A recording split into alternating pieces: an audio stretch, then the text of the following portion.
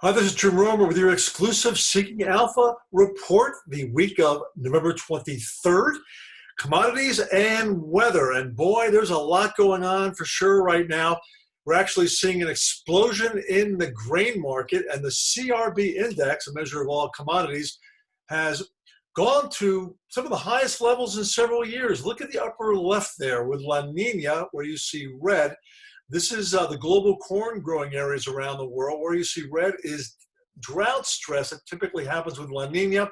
One of the reasons that corn prices have exploded on top of the Iowa windstorm last summer. Tight global stocks. Look at the Ukraine corn crop's been coming down as well from drought last summer, and Chinese flooding and their need to stock up their herds of livestock, all importing a lot of grain, has been a major factor for corn and beans to explode. Look at this red area you see over central and northern Brazil, Sao Paulo, in the Mato Grosso, a primary soybean growing area.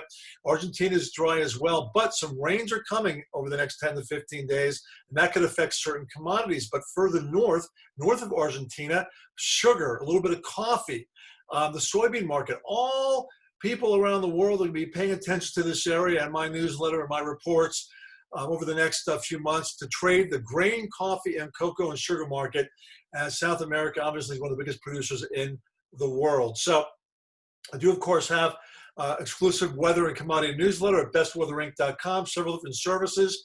And, of course, you get the free Seeking Alpha report here every week exclusively to you. If you want to know about renewable energy stocks like fuel and NIA, I talk a little bit about that as well, as the world is definitely going a lot greener. We've seen some explosive moves in several renewable energy stocks I recommended to clients over the last several months. Have a happy Thanksgiving.